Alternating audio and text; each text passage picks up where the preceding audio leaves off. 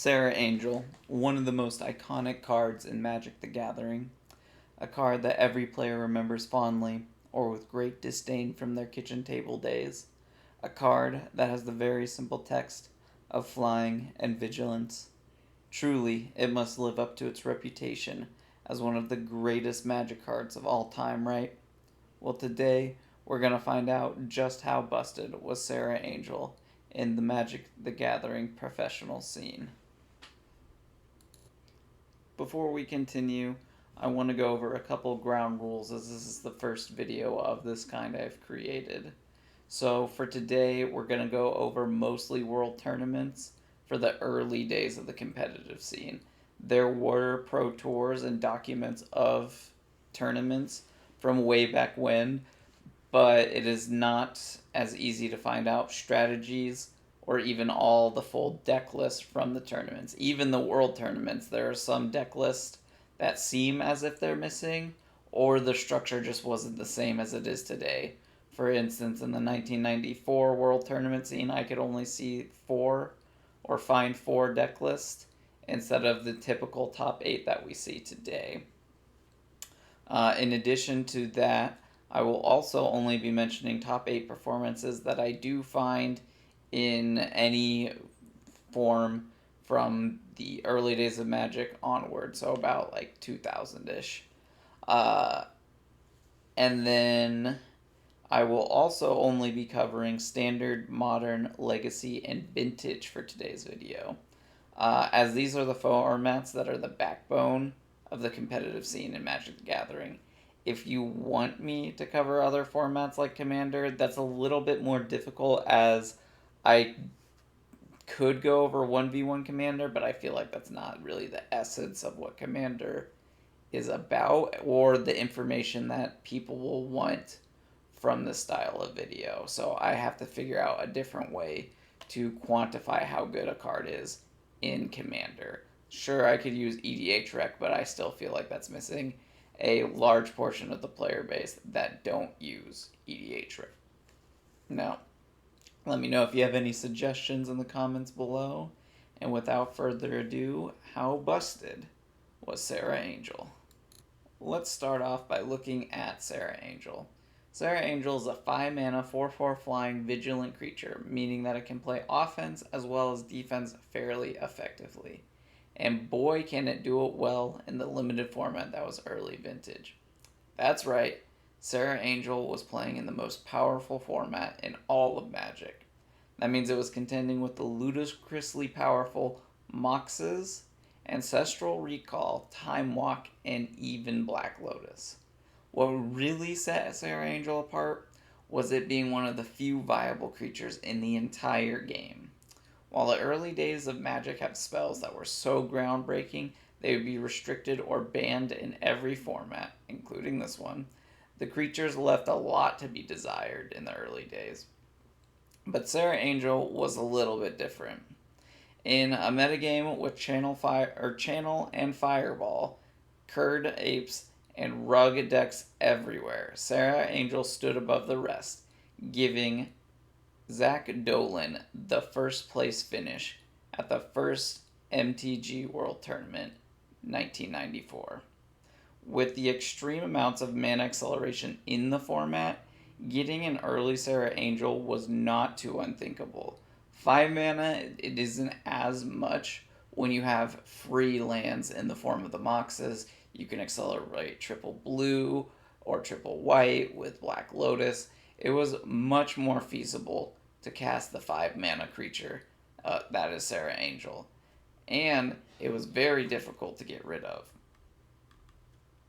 The 4 toughness was insanely good against Lightning Bolt, seeing as you would need 2 Lightning Bolts in order to beat the Serra Angel, or you would need to gang up on it with your Curd Ape and the Lightning Bolt, but you're still 2 for 1ing yourself in that exchange. In addition to that, the removal spells, like you could use Fireball on it, but then you're getting rid of one of your combo pieces to remove the threat. And that's not the only wonderful trait that the flying and vigilance provided. They were also extremely valuable in his strategy. So he was playing cards such as Stasis, Winter Orb, which lock things down, preventing things from untapping, but Vigilance allows him to swing through his own disruption by not tapping his own creatures, which was extremely important considering if Serra Angel was a 5-turn clock without considering any other damage from other creatures or multiple angels. In fact, this card was so important, Dolan actually ran a complete playset, which in today's terms might not sound crazy, but back in the day, if you know his deck list, it's actually a bunch of one-ofs, pretty much. Of course, the Power 9, I believe, was restricted at this time, but a lot of his other card choices were ones, maybe two-ofs, except for Serra Angel and Swords to Plowshares. That just shows how important this card was for finishing out games in his strategy. So, with that being said, winning the first tournament is not a bad achievement for our angelic friend. Sadly, once the 1995 format rolled around, a lot of things changed around Serra Angel. So, we switched over to Type 2 at the time, which is essentially standard.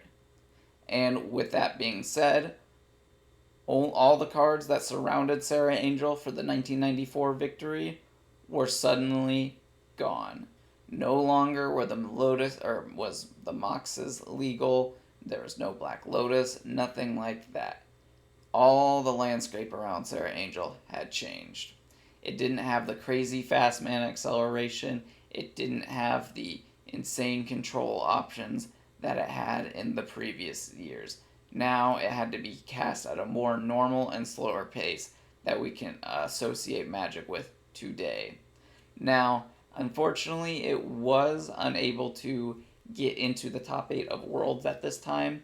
It did see some Pro Tour success in this year, but it was mostly like a one-of in these white weenie decks that populated the metagame sparingly, I would say. There was like a 3 or 4 list I could find, and they were all pretty much just playing the one of Serra Angel.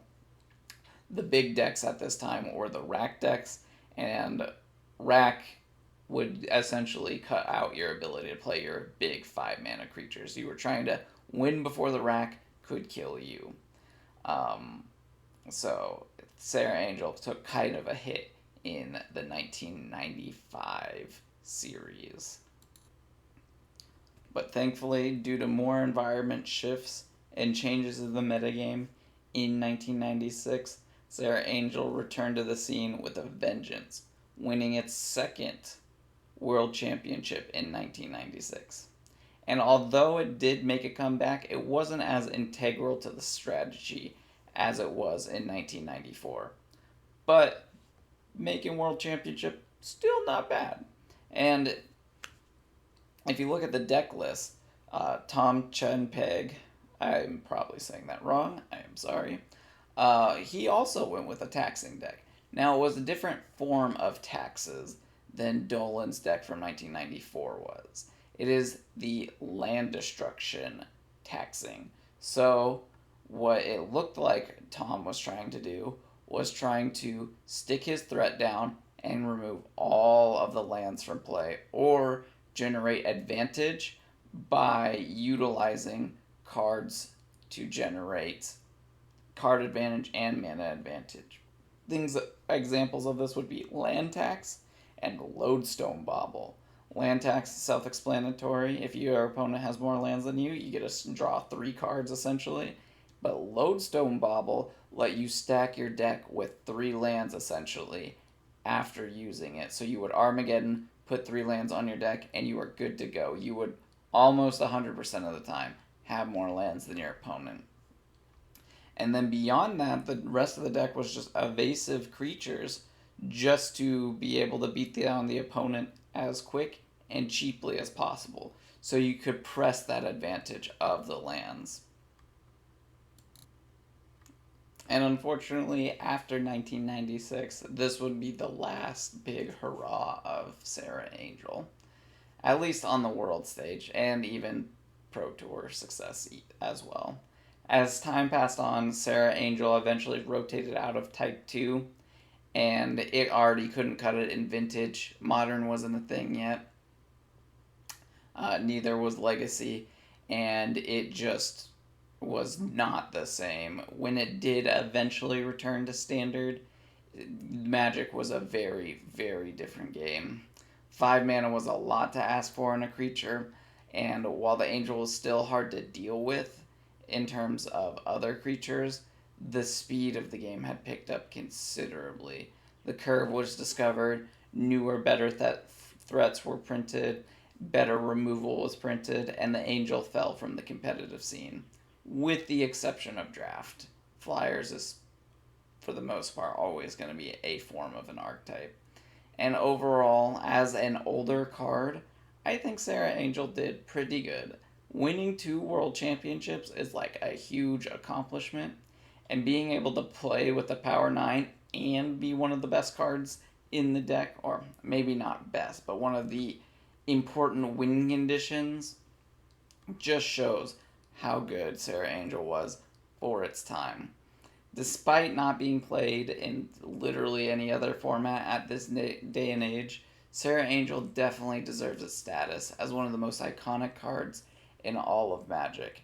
The history goes to show that it put in the work, it had the time, and although that time is over, I do think Serra Angel deserves its spot at the top.